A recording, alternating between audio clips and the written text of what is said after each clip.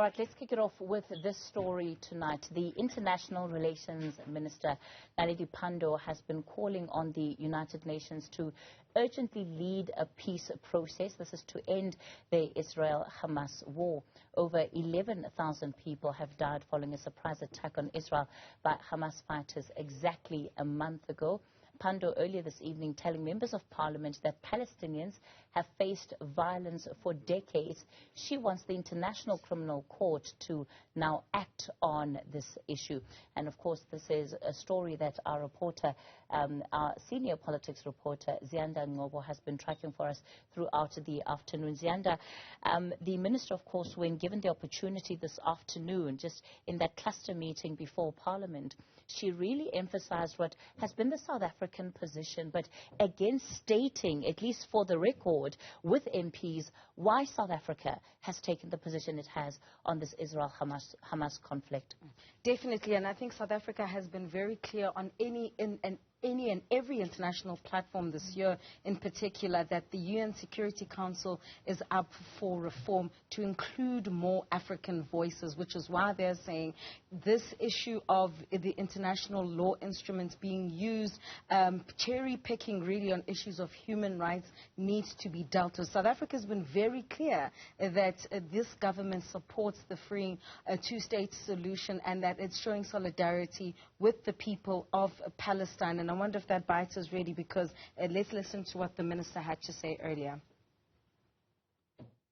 On 27 October this year, our country was among more than 2/3 of the member states of the United Nations that called for an immediate ceasefire in the General Assembly. This decision of the General Assembly has been ignored. It is impossible for us to continue to proclaim the importance of international law and the importance of the UN Charter for some situations and not for others, as if the rule of law only applies to a select few. For international law to be credible, it should be uniformly applied and not be selective. As South Africans, we need to raise our voices and call for the following concrete actions to end the suffering. 1, an immediate comprehensive ceasefire.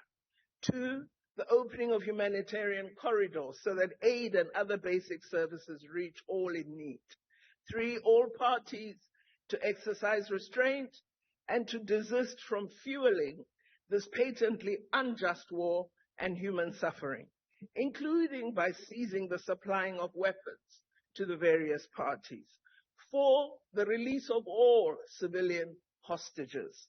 5, in light of statements on the use of nuclear power, the establishment of a Middle East nuclear weapons free zone, just as we have created on our continent, Africa.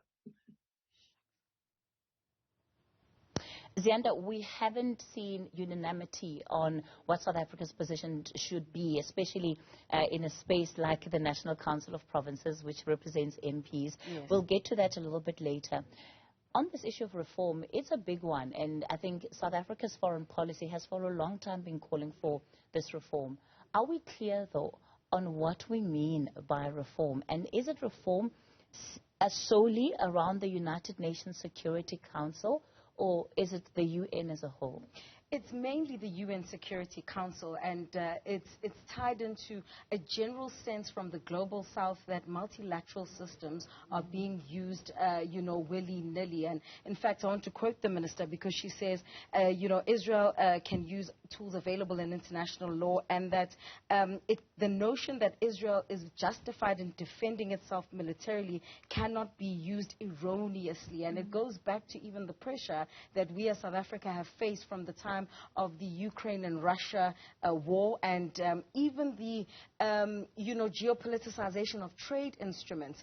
in the lead up to the BRICS summit, and recently last week with the AGOA summit. So South Africa's always been very clear.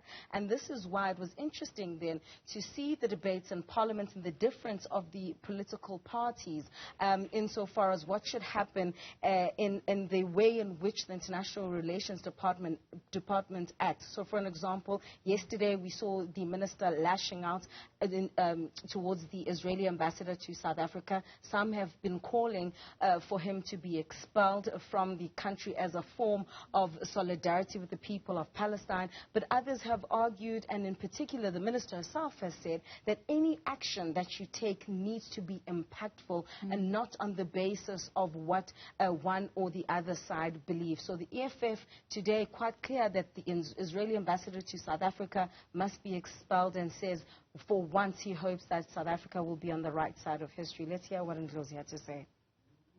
We should recall the ambassadors. Everybody, we should fire the ambassador of Israel.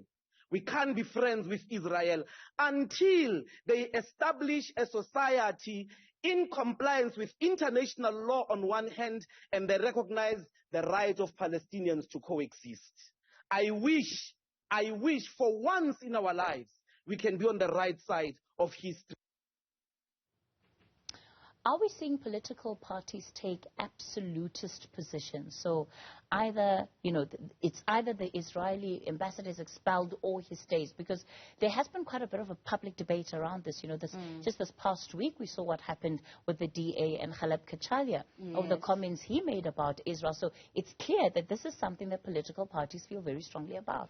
And really, we as South Africa are a microcosm of the divisions at an international and a global stage. And you go back just to that UN General Assembly vote and how countries voted in that motion for the call for an immediate ceasefire in Gaza. So we are seeing that kind of stance. You're seeing the ANC and DA, for an example, being on polar opposite ends. The IFP earlier on seeming to, is trying to take a centrist view, but they are against the expulsion of the ambassador, to really going back to what we've heard from the government, saying we can play a role in being a mediator in all kinds of conflicts across the world. Let's listen to Mkhuleko Hlengwa.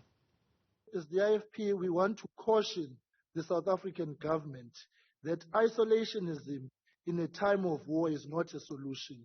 Recalling or dismissing ambassadors merely amounts to regressive diplomacy, which in turn complicates the negotiations.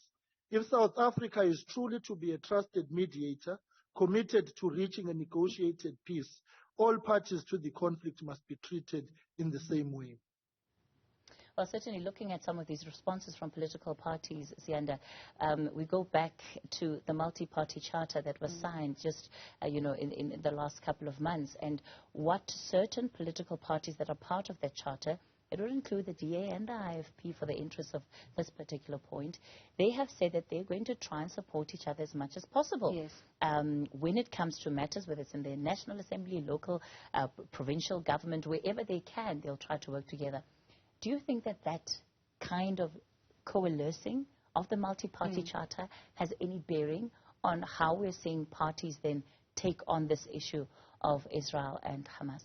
I think there are two ways of looking at it. You can look at it internally in terms of how the parties manage each other within this multi-party charter, and I think they've been very specific to say that each party's interests remain, and so their own agendas remain in place, because obviously they serve different constituencies, and they've emphasized that they meet each other halfway insofar as the South African electorate is concerned. The other way of looking at it, linked to my first point, is how citizens of this country are looking at how these political parties are responding to the Israel-Hamas conflict, and whether or not that will impact on the pressure that they put on their own political parties, irrespective of which one you support, in terms of the direction that they should take, because then it becomes a factor. Because what we've seen is that it's even dividing our own society along the lines of our own history of apartheid and the struggle. You would have heard Mbuyiseni Ndlozi talking about how you